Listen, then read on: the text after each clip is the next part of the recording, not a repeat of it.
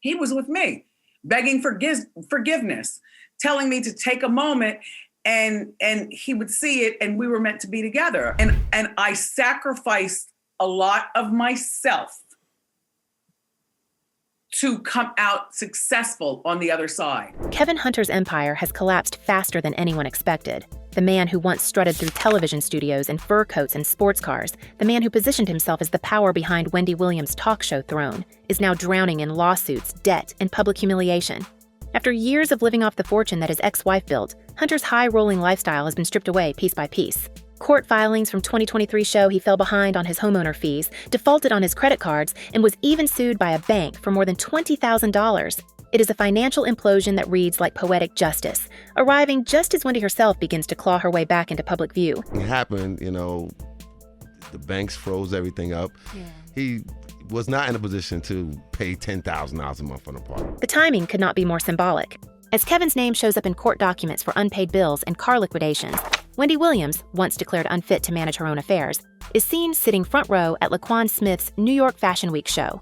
September 2025. Cameras flash as she waves to fans, makeup immaculate, her blonde hair flowing. It is the image of a woman reclaiming her identity while her former partner's empire burns. A few years ago, the roles were reversed. Wendy was the one under scrutiny. Isolated in a high-priced facility she called a luxury prison, Kevin was still posting motivational quotes and driving luxury cars, pretending that his new relationship with Sharina Hudson had set him free. Now, the silence from his camp tells a different story. Hunter's legal strategy collapsed in court earlier this year when a New Jersey judge ruled that Wendy would not have to resume paying him alimony. For years, those payments were his lifeline, $37,500 a month, according to sealed divorce records. When the checks stopped in early 2022, Kevin filed a series of demands claiming financial hardship. He told the court he could not pay his homeowner fees, his insurance, or his credit cards. The judge's response was blunt. None of this was Wendy's problem. The decision not only shut down his appeal, but exposed just how dependent he had been on her money long after their split. Sorry. Behind the scenes, insiders say the judgment sent shockwaves through his personal life. Sharina Hudson, once portrayed as the picture of soft life luxury, allegedly panicked when the cash flow stopped. Sources close to the couple claim that she started pushing new ventures, lifestyle branding, a vegan chef business, small-scale real estate work. But none of them brought in enough to maintain their Florida lifestyle. By mid-2025, the home they once shared was listed for sale and creditors were closing in. When Kevin began liquidating his assets, including 2 luxury vehicles sold to a financing firm in Idaho, rumors circulated that Sharina had left him. His Instagram, once filled with posts of her, was wiped clean except for a few business plugs.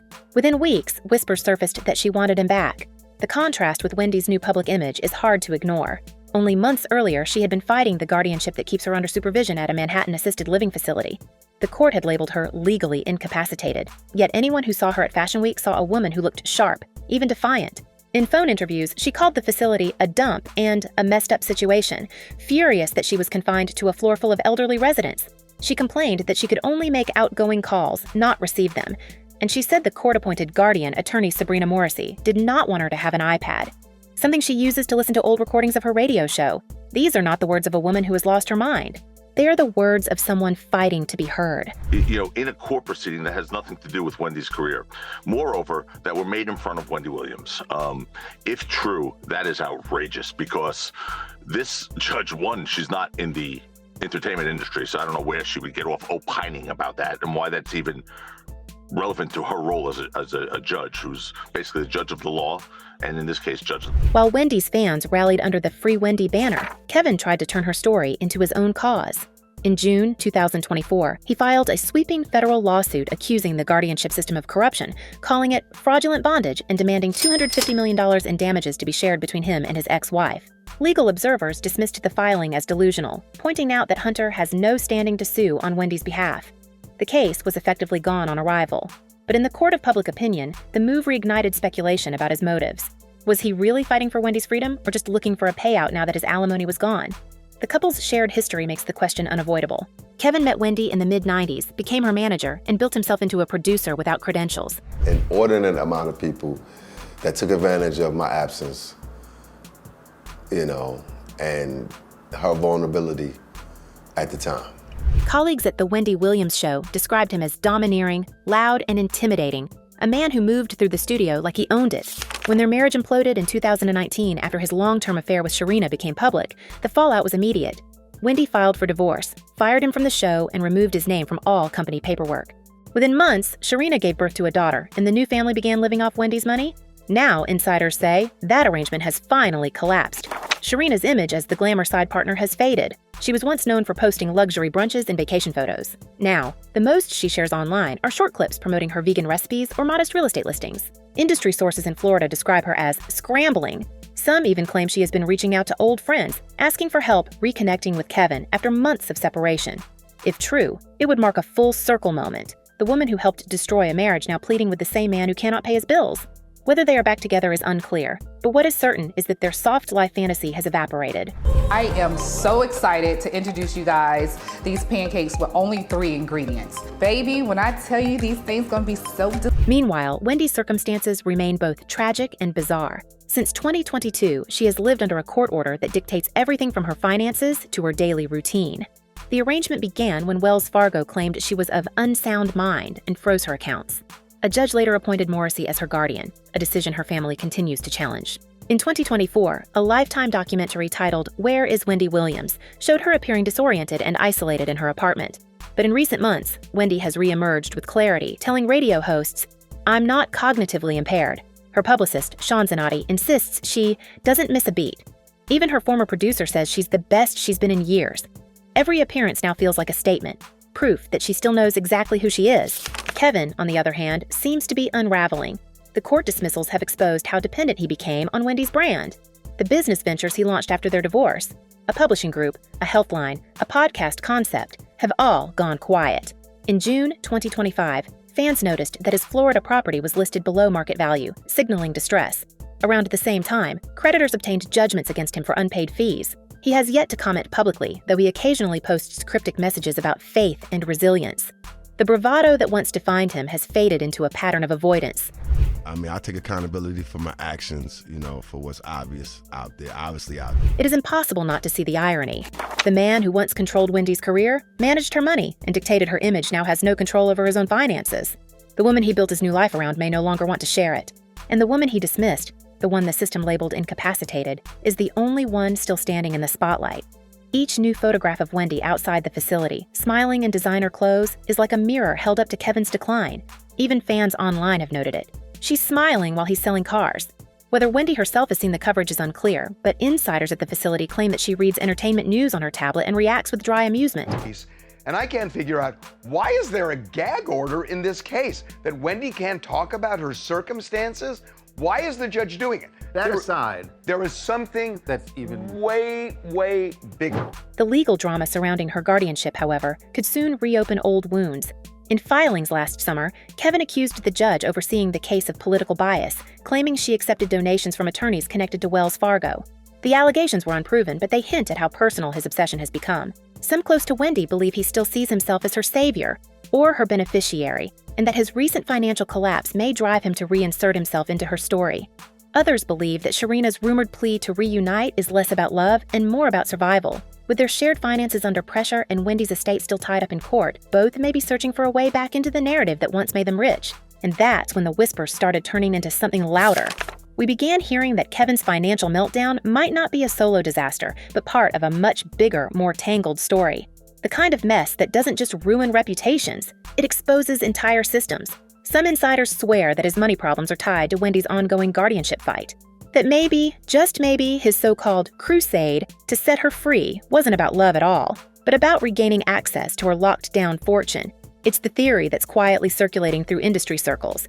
Kevin wasn't just suing out of pride, he was suing out of panic. This is one of the most outrageous things I have heard in a long time. in a case that has been filled with. Because behind that guardianship sits a pool of money, millions in television residuals, production royalties, and frozen assets that nobody outside that court can touch.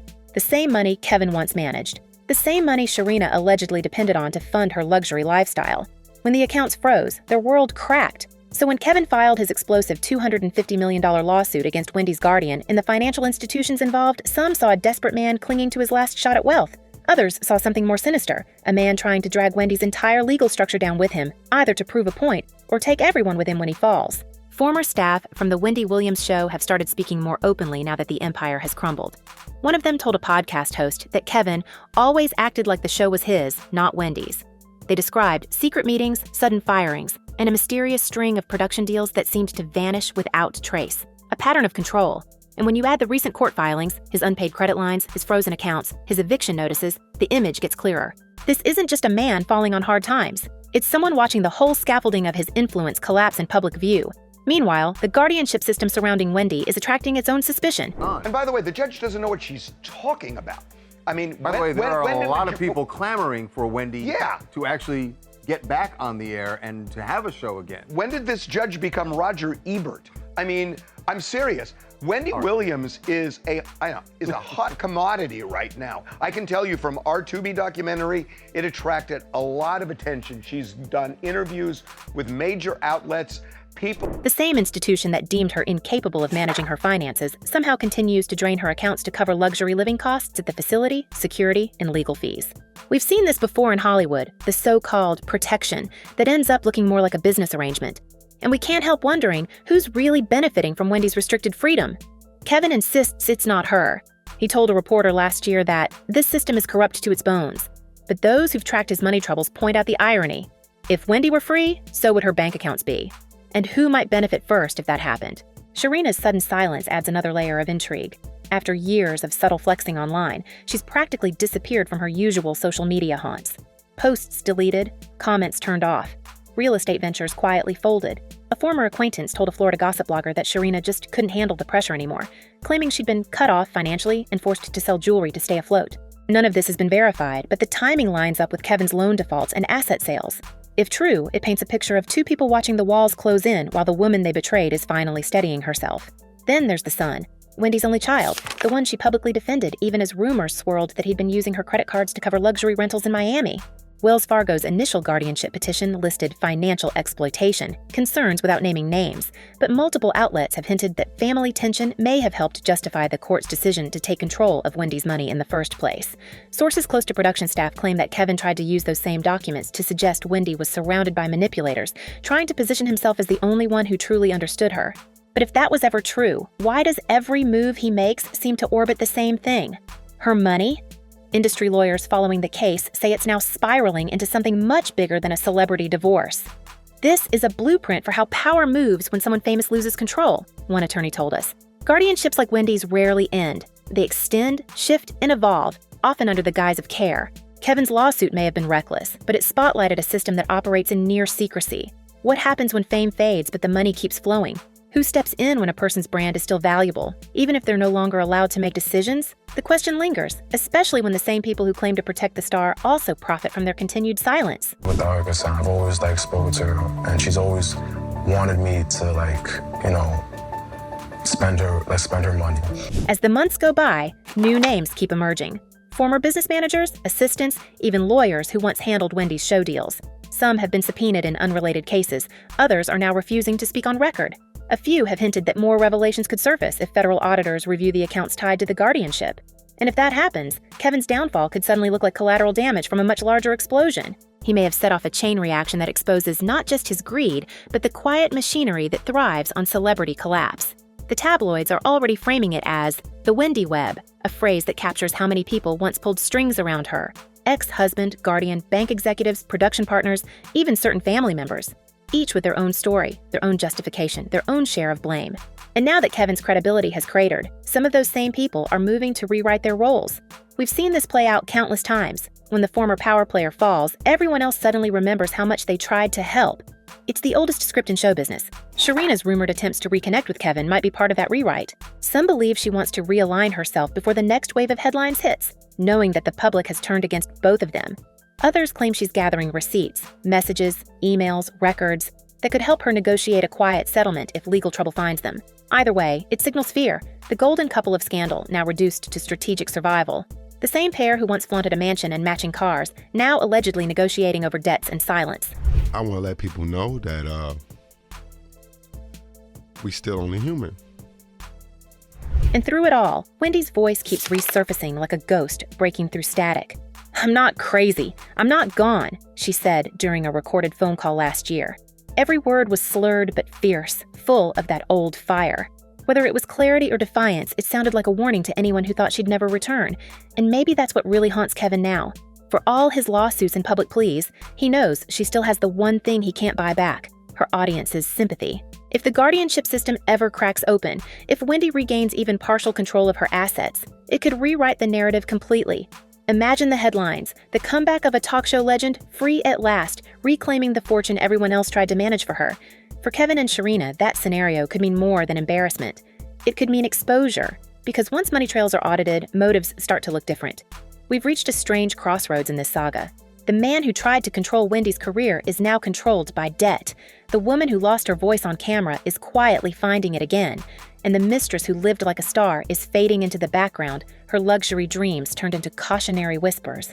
But beneath the surface, something bigger is still moving. A reckoning not just for Kevin Hunter, but for everyone who fed on Wendy Williams' fame while pretending to protect her. And we can't help wondering, what happens when the woman they all counted out finally gets her say? Could Wendy's freedom be the final twist that topples everyone who used her downfall for profit?